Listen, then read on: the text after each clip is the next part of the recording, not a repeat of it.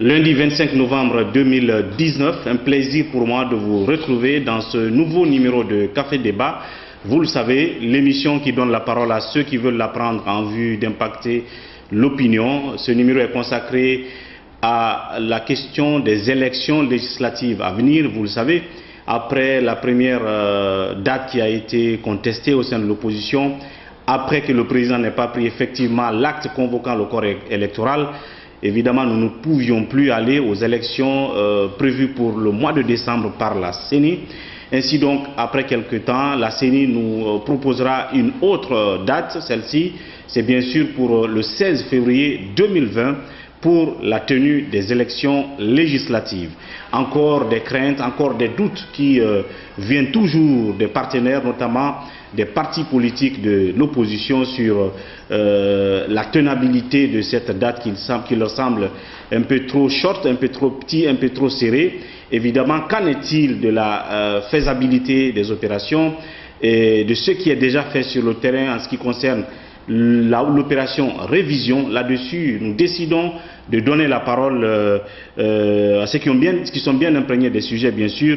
Il s'agit de M. David Camara. Il est commissaire à la CENI, directeur adjoint du département formation, mais aussi il est le président du comité de pilotage des opérations de révision des listes électorales qui nous reçoit ici dans ces locaux.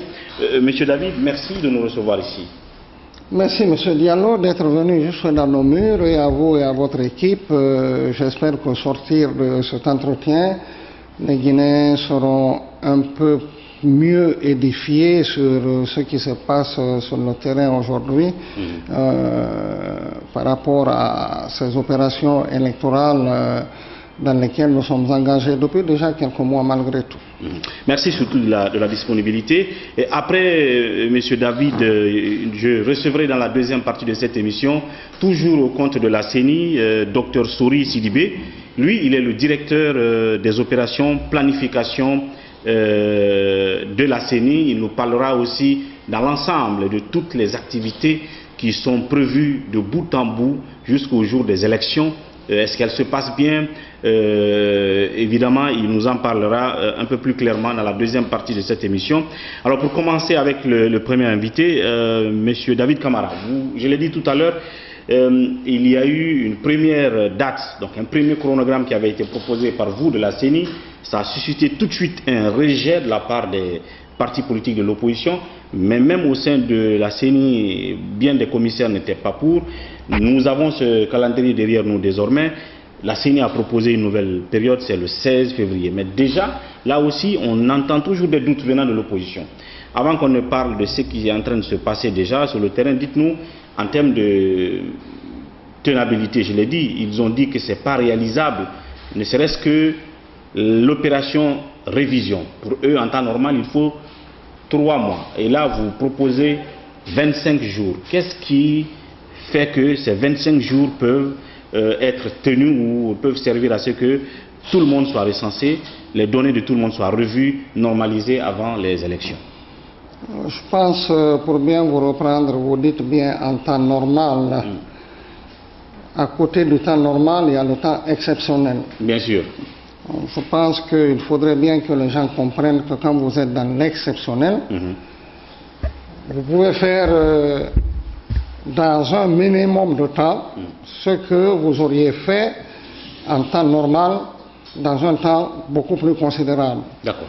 Il faudrait savoir qu'il arrive des périodes dans la vie d'un individu où, pour aboutir à un objectif, on a besoin de fournir beaucoup plus d'efforts, on a besoin de se faire violence. Les Guinéens doivent comprendre qu'aujourd'hui, nous avons une Assemblée nationale que tout le monde a traité de périmée depuis bientôt 1 an. Une Assemblée nationale qui ne répond plus aux aspirations de la population guinéenne. Continuer encore à évoluer avec une telle Assemblée nationale, avec tout ce que cela comporte comme éventuelles dérives qui peuvent venir de partout, je pense que ces élections législatives, au plus tôt on les organisait, au mieux c'était. Les gens ont décrié la date du 28 décembre que nous avions déjà donnée.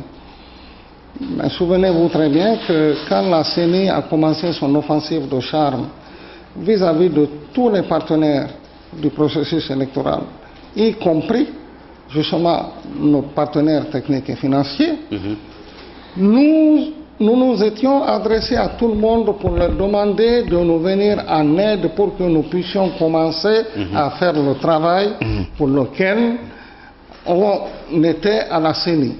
Je pense que c'est une démarche qui avait été saluée par tout un chacun, et à l'époque, une question avait été posée au président de la CENI, Maître Salif Kébé. La question qui lui avait été posée, c'était de savoir quand est-ce qu'il pensait qu'on pouvait organiser ces élections-là. Tout à fait. Le président de la CENI avait parlé du mois de novembre pour pouvoir organiser ces élections. Nous avions fait cette offensive de charme-là. La mayonnaise n'a pas pris tout de suite. Un mois après, on nous invite, on dit, est-ce que vous pouvez nous donner une date? Nous avons donné la date du 28 décembre parce que on se situait non seulement dans un cadre, non plus dans un cadre normal, mais dans un cadre exceptionnel. Dès lors que le mandat de l'Assemblée a expiré, on est un peu dans une période, dans l'exceptionnel. C'est évident, surtout quand on se rend compte, quand on sait que ça fait au moins 5 ans que le fichier électoral en Guinée n'a jamais été renouvelé. Et c'est ces mêmes politiques qui ont toujours encouragé à continuer à utiliser l'ancien fichier parce qu'ils voulaient toujours les résultats qu'ils souhaitaient. Sinon, si on avait suivi le processus normal, il y a des élections que nous avons organisées ici qui auraient pu attendre parce que le fichier n'était pas complètement révisé. Mais ils se sont dit non, non. Donc toujours dans cette démarche de consensus ou consensuel, vocabulaire très connu des Guinéens aujourd'hui, les gens se sont dit on va se contenter de ce qu'on a, on va aller aux élections. D'accord. Donc si nous donnons la date du 28 décembre, pour nous la date du 28 décembre elle était tenable. Mais je voudrais rappeler à tout un chacun, les dates que la CENI donne, c'est des dates techniquement tenables. La CENI, elle propose, le chef de l'État dispose. Quels que soient les efforts que nous nous fournissons, quels que soient les savants calculs, les savants plannings que nous établissons, si ça ne plaît pas au chef de l'État, il dira moi je ne suis pas d'accord avec ça, la décision finale lui revient.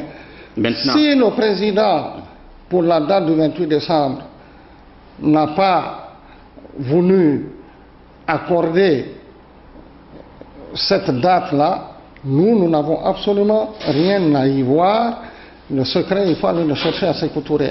Bien. Voilà, donc on est passé à cette deuxième date du 16 février. La date du 16 février, nous l'avons proposée, et cette fois-ci, le président l'a accepté. C'est tant mieux pour tout le monde. Nous ne demandons qu'à faire le travail pour lequel nous sommes ici. Voilà, alors, on doit organiser ces élections législatives, et rassurez-vous, on les fera. C'est justement là la question. Une fois encore, vous avez proposé cette date du 16. Aussitôt, le président de la République valide par un décret. Mais comme je l'ai dit, vos partenaires politiques, donc de l'opposition, pensent que le délai n'est pas réaliste. Recenser au moins combien de millions, 5 millions ou 6 millions de potentiels électeurs en 25 jours. Comment est-ce que vous pouvez le faire? Si en temps normal, il fallait le faire en 3 mois, c'est-à-dire que quel dispositif est prévu pour effectivement rassurer vos partenaires politiques que ce qui se faisait tranquillement en 3 mois peut se faire bien sûr en 25 jours, si. Qu'est-ce que vous avez prévu? Encore une fois, permettez-moi de bien revenir sur cet aspect normal et cet aspect exceptionnel. Je voudrais rajouter que ceux qui veulent se faire recenser se recenseront, même si on dit que c'est 2 jours, ils vont se faire recenser. Ceux qui ne veulent pas se faire recenser et accorder leur 1000 ans, ils ne viendront jamais. Donc le problème n'est pas du tout à ce niveau. C'est selon que ça arrange l'un ou l'autre. Mais le monde qu'il y aura, Monsieur David, est-ce que, puisqu'on parle d'exceptionnel, est-ce qu'il y a un dispositif exceptionnel qui va pouvoir faire qu'on puisse recenser? Parce que ce que les autres craignent, c'est qu'il y ait une affluence évidemment de personnes, parce que là déjà on les voit, malgré qu'ils critiquent le chronogramme, ils disent toujours à leurs militants, allez quand même vous faire recenser. Maintenant, s'il y a une affluence des gens et que le dispositif ne permette pas, vu le temps qui est trop limité, de recenser tous ces gens. Est-ce qu'il y a un dispositif exceptionnel, genre? Alors, je termine la question, hein. C'est-à-dire que si ordinairement on avait une seule machine qu'on utilisait dans une contrée donnée pour 3 mois, est-ce qu'exceptionnellement vous allez doubler, tripler, quadrupler les machines? Par rapport au matériel, je pense que la CENI s'est suffisamment prononcée autour de cela. La CENI, toutes les élections effectuées par la CENI se sont faites avec un nombre d'ordinateurs qui tournait aux alentours de 2000. Aujourd'hui, nous avons 4000 machines pour pouvoir procéder à l'enrôlement des gens. Ça veut dire que les moyens mis à la disposition des agents recenseurs, ces moyens ont été multipliés par 2. Ça, c'est pour aller vite. Mais mettez tous les moyens, mettez même un ordinateur par famille. Si les gens ne veulent pas se faire recenser, ils ne se feront pas recenser. Le problème n'est pas là. Les militants, les électeurs, il faut les sensibiliser, il faut une partie éducation civique pour accompagner tout ça. Et au moment où nous sommes en train de parler devant vos téléspectateurs, je vous annonce que si ce n'est pas dès cet après-midi, mais dès demain, vous verrez des caravanes en train de circuler dans tout Conakry, d'un bout à l'autre, pour inviter les gens à aller se faire enrôler. Tout ça, c'est dans le cadre de la sensibilisation pour que les gens comprennent que ce que la CENI souhaite, c'est des élections inclusives. Bien. Quand vous parlez d'inclusive, ça veut dire que vous voulez que tout le monde joue son rôle, que tout le monde participe. Et ça, la CENI va y mettre le paquet. C'est du reste la raison pour laquelle, à la CENI, vous avez un département qui s'occupe de la formation, mais qui est doublé de la partie éducation civique. Mais vous avez aussi un autre département qui s'occupe rien que de la communication, mais aussi de la sensibilisation. La CENI va jouer son rôle. Alors, nous ferons en sorte que tout le monde comprenne que ce que la CENI veut cette fois-ci, c'est que le Guinéen, le citoyen guinéen, l'électeur guinéen fasse la politique lui-même et de ne pas laisser la politique le faire lui. C'est ça notre objectif. Voilà, vous êtes le directeur adjoint du département formation de la CENI. Donc la formation, elle est capitale dans cette situation, dans ce schéma.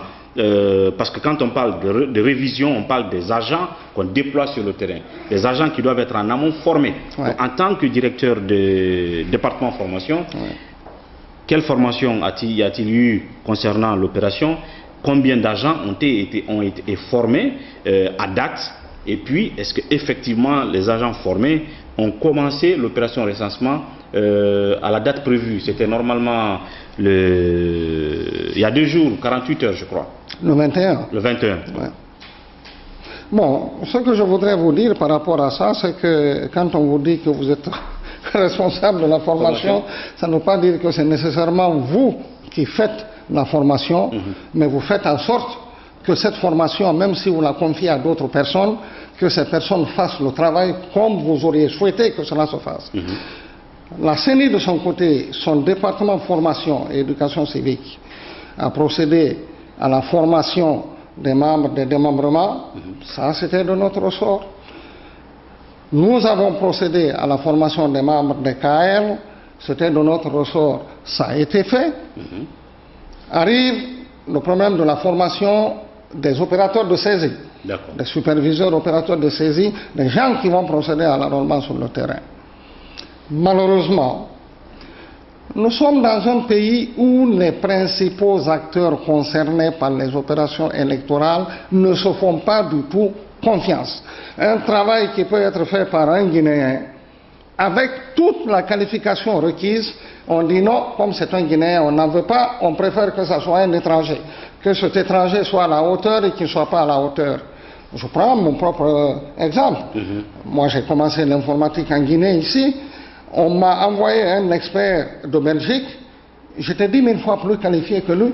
Pendant que moi, je gagnais 8 000 CENI, difficilement, cet expert était payé à 10 000 $. Parce qu'il vient de l'étranger. Donc en Guinée, on a dit, nous, les opérateurs que vous faites venir, nous préférons des opérateurs internationaux. C'est ce que vous voulez. Si la paix dans le pays est à ce prix, on va s'engager dans cette voie-là. On s'est engagé dans cette voie. Nous avons pris un opérateur international. Permettez-moi de le dire que franchement, le choix a été très bien fait. Pour la formation. Qui s'appelle Innovatrix. C'est pas du tout pour la formation. Ah, ça c'est pour... L'opérateur international que nous avons pris s'appelle Innovatrix. Innovatrix, voilà une société qui a une expérience en matière électorale dans plus de 80 pays. Cet Innovatrix, quand il est là, on lui dit, c'est toi qui dois trouver ton correspondant local avec qui tu vas travailler. Ce correspondant local, c'est qui? C'est celui-là qui connaît mieux le terrain que toi, puisque toi tu es étranger, c'est lui qui va recruter les superviseurs. C'est lui qui va recruter les coordinateurs, c'est lui qui va recruter les opérateurs, c'est lui qui va les former, c'est lui-même qui va les dispatcher, c'est lui qui va les payer. Innovatrix est venu. Innovatrix a choisi une société qui s'appelle ETI Bull, qui est fort connue dans le pays et qui a vraiment beaucoup d'expérience aussi en la matière. Donc voilà, la formation des opérateurs de saisie qui sont sur le terrain aujourd'hui a été effectuée par cette société qui s'appelle ETI Bull. Et je vous informe tout de suite que le contrat passé entre Innovatrix et ETI Bull, c'est un contrat qui est lié à deux. La CENI n'a absolument rien à voir là-dedans. Mais l'obligation de résultat. L'obligation de résultat. La seule chose que nous nous demandons à ces partenaires, c'est de nous faire le travail que nous leur demandons de faire et de très bien le faire. D'où d'ailleurs justement les raisons de la création de ce comité de pilotage que j'ai la chance de présider, qui n'est rien d'autre en fait, qui n'a aucun autre rôle que de servir d'interface entre justement tous ces partenaires-là, que ce soit Innovatrix, que ce soit Mirou qui nous a fourni le matériel hardware, que ce soit ETI Bull qui est chargé des opérations sur le terrain. Nous servons d'interface entre la CENI et ces gens-là pour voir si effectivement ils font sur le terrain le travail que nous attendons d'eux. Et c'est ce qui est occupé à se passer depuis que nous avons lancé ces opérations d'enrôlement sur le terrain le 21. On les suit de très près. Quand j'aurai terminé tout de suite cet entretien avec vous, je vais aller au site central pour voir avec eux si le logiciel de dédoublonnage qu'on a demandé à ces gens-là de nous fournir, si ça a été fait conformément aux spécifications qu'on leur a données. Bien. Alors, de passage, vous avez parlé tout à l'heure des performances de Innovatrix un peu partout à l'international, sauf que un des leader politique, pas des moindres, Sidya Touré a vigoureusement contesté la crédibilité d'Innovatrix. Il l'a suffisamment fait à chaque fois qu'il prenait la parole, comme quoi cette société n'avait aucune passée, en tout cas qu'on puisse brandir comme expérience en la matière. C'est une parenthèse. Maintenant, par rapport... Je vais répondre à cette parenthèse-là. Rapidement. Je m'excuse. Ce que Sidya a dit est vérifiable sur Internet. Parce que Innovatrix, vous allez, tout le monde connaît Google aujourd'hui, tapez Innovatrix, vous verrez ce qu'on dit sur Innovatrix à partir de Google.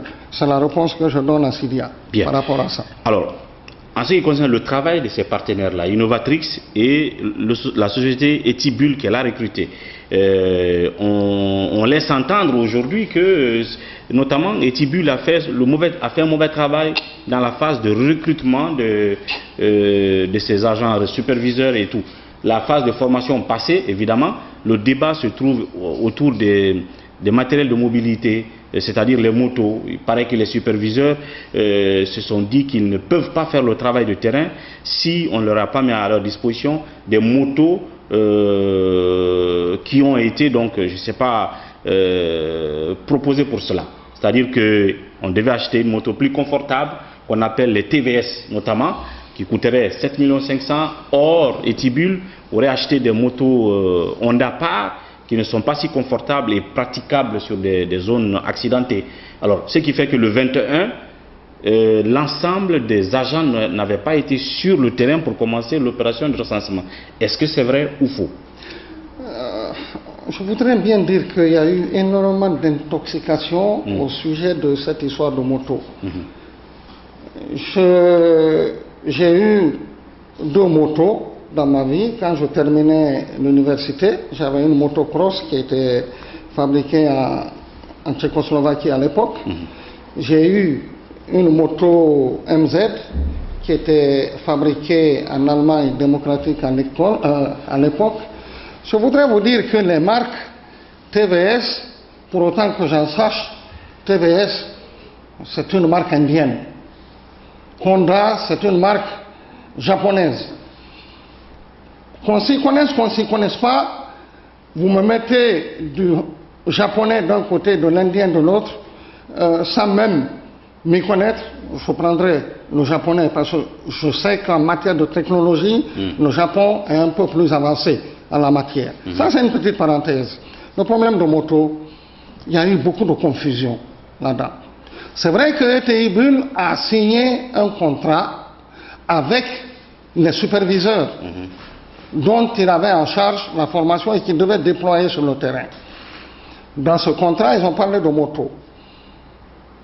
D'après les informations que j'en ai reçues, parce que la CENI n'étant pas concernée par ce contrat, on n'a pas été fouiné là-dedans.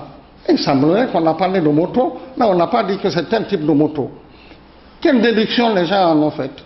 On leur a parlé de 30% qu'on devait prélever sur eux. Sur leur salaire. Sur leur salaire. Pour eux, 30% qu'on a prélevé sur leur salaire. Avec ce qu'on leur a proposé, quand tu prends les 100% de ces 30%, ils sont arrivés à un montant de 7 millions ou 7 millions 500. S'ils sont arrivés à 7 millions 500 pour eux, comme les TVS sont vendus à 7 millions 500, c'est des motos TVS qu'on devait leur donner. Et il n'a jamais été question de TVS dans leur contrat, d'après ce que j'ai eu comme retour d'information. ETI met à la disposition de ses superviseurs des motos Honda. Je me suis renseigné. Ces motos Honda, il semblerait qu'elles sont de loin beaucoup plus solides, beaucoup plus performantes que les TVS.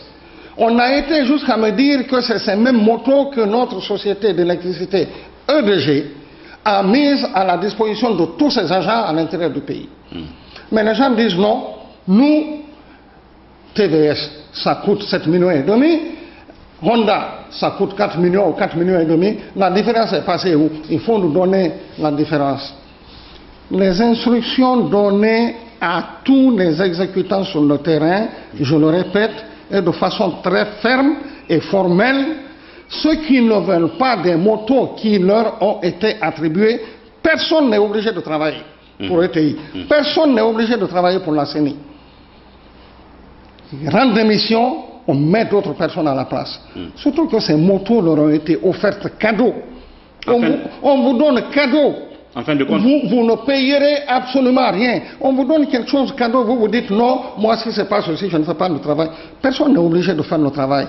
Nous n'accepterons pas que l'opération d'enrôlement que nous avons commencée soit sabotée par une quelconque action de qui que ce soit. Et ça, je veux que ça soit clair pour tout le monde. Ceux qui veulent travailler avec ETI, travaillent avec ETI. Ceux qui ne veulent pas travailler avec ETI, ils n'ont qu'à aller vraiment avec quelqu'un d'autre et tout ça là. Nous trouverons des agents pour les remplacer. Justement, c'est pas du tout un problème. Justement, en parlant d'agents, est-ce qu'il y a une sorte de réserve? Mais justement, nous prévoyons toujours, vous pensez bien... Un plan B? Vous pensez bien que quand vous vous lancez dans de telles opérations, si vous avez besoin de sang, vous en formez 200, hein, parce que vous ne savez pas si les sangs dont vous avez besoin, si vous vous limitez à ça, en cas de maladie, en cas d'empêchement quelconque, vous êtes le couteau à la gorge. Donc nous avons pris toutes les dispositions, les solutions de rechange, on les a. Même certains opérateurs qui manquent aujourd'hui sur le terrain, moi je viens d'envoyer des gens, je viens d'envoyer des noms. Je dis, si vous avez des problèmes pour trouver des opérateurs qui satisfassent à vos conditions, voici des noms que je vous propose. Ce n'est pas des noms que je vous recommande pour que vous les preniez. Vous leur faites passer les tests qu'il faut, les tests de profil. Si le profil convient, vous le prenez. Si le profil ne convient pas, vous cherchez d'autres. Mais on n'est plus au temps de la tergiversation. Ça, je veux que ça soit clair pour tout le monde. Voilà, c'est un contrat, donc ce n'est pas la fonction publique. Ceux qui ne voudront pas travailler devront abandonner le contrat et partir. et il y en a certains qui ne veulent pas du tout travailler effectivement sans ces qualités de moto qu'ils demandent pour être sur le terrain. Ce qui fait que justement il paraît que dans certains endroits l'opération n'aurait pas commencé le 21. Est-ce que c'est vrai ou faux? Ou est-ce que tout a commencé le 21 sur le terrain? Tout n'a pas commencé le 21 parce qu'à la CENI nous avons aussi, je ne sais pas moi, cette volonté de ne pas jouer à la gueule de bois. Une opération d'une telle envergure sur l'ensemble du territoire national ne peut jamais commencer en même temps partout. C'est quasiment impossible. L'exemple que je donne par rapport à ça, même un avion qui doit voler à une altitude de 14 000 mètres, quand vous décollez, ça vous prend un certain temps avant d'atteindre cette altitude de 14 000 mètres. Donc, ça ne nous inquiète pas du tout. Et ce n'est pas seulement que la Guinée qui détient le pompon en la matière. L'ensemble des pays du monde entier, quand vous lancez une opération d'élection, c'est crescendo que ça va. Voilà. Alors pour terminer là-dessus, il faut au moins chercher à savoir est-ce que effectivement cette affluence, est-ce qu'il y en a eu devant les CARL pour l'opération de recensement, pratiquement 21, 22, 23, 24, nous sommes le 25 aujourd'hui. Nous sommes le 25 aujourd'hui, l'affluence, ça vient petit à petit. Je vous ai dit que ça va crescendo.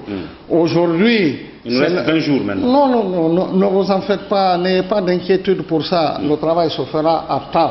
Le 16, on aura le plaisir de vous dire que l'opération d'enrôlement est terminée et que nous sommes en train de préparer la phase de l'affichage des listes électorales. Ne vous préoccupez pas du tout pour ça, le travail se fera. Ça va crescendo. Le 21, il y avait peut-être dans une carte, il y avait que 3 ou 4 personnes. Le 22, il y a eu 10 personnes. Le 23, il y a eu 40 personnes. Donc ça va aller crescendo. Et puis à un moment donné, ça va se tasser. Hein. C'est connu. Et ça se passe du lundi au dimanche? Il n'y a pas de jour férié, il n'y a pas de... Je ne sais pas moi. En tout cas de vide.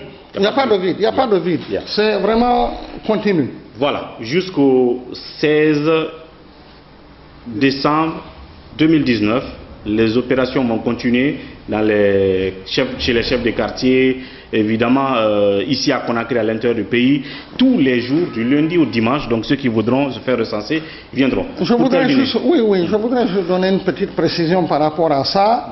Il se pourrait, parce que personne ne détient la science infuse. Hein. Pour nous, le 16, on aura terminé. Mais il se pourrait que... Il y a eu une rallonge. Il se pourrait qu'il y ait un incident tout à fait imprévisible qui nous arrive.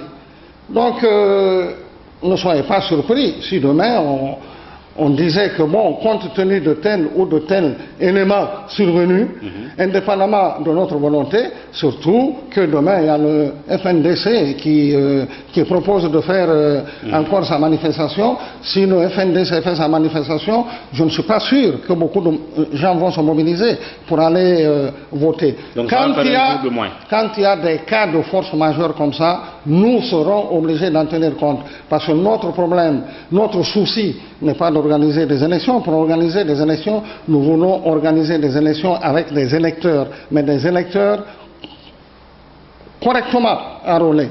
Voilà, donc il se pourrait qu'on ajoute 1 ou 2 jours s'il y a des manifestations ici et là, s'il y a une calamité imprévisible qui se présente. Mais pour le moment, nous restons droit dans nos bottes. Nous avons prévu de finir ça le 16. On fera en sorte que nous le finissions le 16. Voilà, et je disais tout à l'heure, on est à la fin de cette première partie. Tout à l'heure, dans la deuxième partie, je vais recevoir M. Souri Sidibé.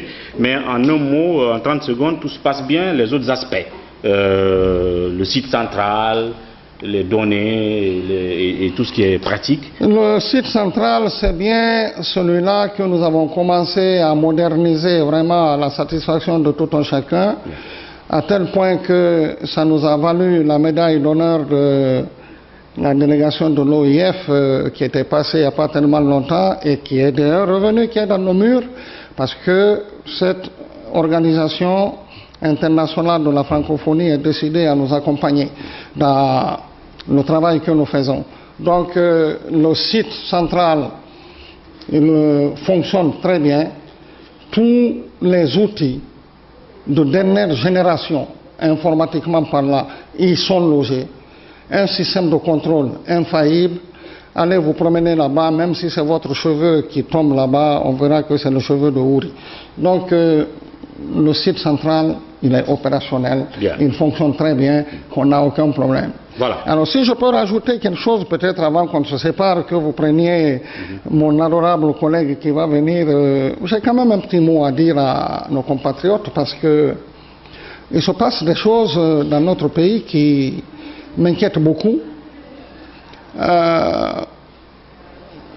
J'étais à l'extérieur avant, je vivais en Belgique, j'ai présidé aux destinées de la communauté guinéenne là-bas, mais depuis que je suis rentré au pays, je constate que en Guinée, les gens ont pris goût à tout voir en mal. Faites le maximum de bon que vous voulez, c'est le mal qu'on recherche. Alors, je voudrais dire à ceux-ci, à ceux qui ont élu domicile à la Cité du Doute, je voudrais dire aux apôtres et ou adeptes du scepticisme, je voudrais dire à ceux qui ont la propension à jeter l'anathème sur son prochain ou sur leur prochain, je les invite à désormais faire prévaloir la culture de l'optimisme. Je voudrais rajouter que le Guinéen n'a jamais été aussi beau, le Guinéen n'a jamais été aussi percutant que lorsqu'il a fait preuve d'optimisme et de confiance en soi. Il devient dès lors capable de déplacer des montagnes. Que demandons-nous aux partis politiques qui sont tout le temps occupés à monter au créneau pour attaquer cette CENI qui fait de son mieux? Je voudrais les inviter à s'ajouter à la CENI pour sensibiliser les populations, parce qu'après tout, c'est leur rôle à eux, à éduquer leurs militants, qu'ils s'ajoutent à nous pour faire ce travail. Je voudrais qu'on fasse comprendre aux Guinéens que désormais, on souhaiterait que c'est lui-même qui fasse la politique, au lieu que la politique le fasse lui. Je souhaiterais qu'il nous aide à mobiliser le maximum de Guinéens possible pour que la participation soit l'une des plus grandes participations, un grand taux de participation qu'on ait connu depuis l'histoire des élections en Guinée. Alors il y a beaucoup qui aujourd'hui, quand on parle de la CENI, oh, voilà, c'est un trou à argent ça. La CENI gaspille beaucoup d'argent. Ces gens-là ne font que manger de l'argent là-bas. Je voudrais dire à ceux-ci que la CENI, c'est 17 commissaires, pour commencer. Mais des commissaires qui passent au moins 12 heures à travailler quand ils sont à leur bureau.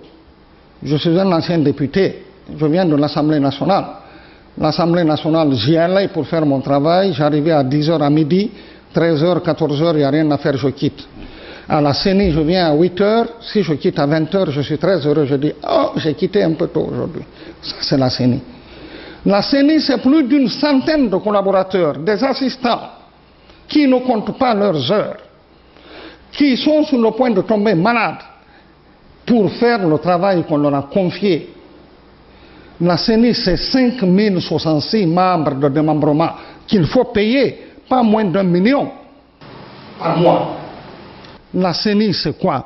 La CENI, c'est aussi 18 335 membres de KL. La CENI, c'est 7 537 opérateurs de saisie, c'est 600 superviseurs, c'est 38 coordinateurs, c'est 40 maintenanciers, sans compter les agents qu'on va mobiliser demain pour les bureaux de vote, pour les centres administratifs de centralisation de vote. La CENI, c'est un monde. En période électorale, la CENI devient le plus grand employeur du pays. Les gens doivent comprendre ça. Alors ceux qui sont tout le temps là à verser leur venin sur la CENI, je voudrais qu'ils comprennent que la CENI n'est composée que de leurs frères à eux, à qui on a confié un travail vraiment qu'ils font du très profond d'eux-mêmes. Alors pardon qu'on arrête de jeter l'anathème sur cette institution qui fait de son mieux et qui est décidé à faire en sorte que la date du 16 février donnée soit une date respectée et qui se termine à la plus grande satisfaction de tout le monde. Voilà, donc malheureusement, on ne pourra plus prendre M. Sidibé, directeur des opérations planification, vu le temps qui nous est effectivement dédié. Mais il faut quand même retenir que M. David Camara a presque tout dit. Et donc, nous nous contenterons de ces informations. Le processus, c'est évidemment de jour en jour, donc nous aurons le temps de revenir et de recueillir d'autres informations liées à chaque étape de ce processus électoral. Après ces opérations de recensement, il y a effectivement la liste des électeurs qui sera affichée. Nous reviendrons aussi pour parler de ça et pourquoi pas de comment le jour du vote se prépare sur l'étendue du terrain. Alors, Monsieur David, merci de nous avoir donné ces informations. À très bientôt. C'est moi qui vous remercie d'être venu et j'espère que le message sera très bien compris par l'ensemble de nos concitoyens parce qu'après tout, nous sommes embarqués dans le même bateau et nous devons faire en sorte que ce bateau continue permanemment de rester à flot et à chacun de jouer sa partition et qu'on arrête de se taper les uns sur les autres. Je pense que ça ne nous avance nulle part. Une fois encore, merci. Vous, merci de votre attention et de votre fidélité. On se retrouve demain pour un autre numéro de Café Débat. D'ici là, prenez soin de vous et au revoir.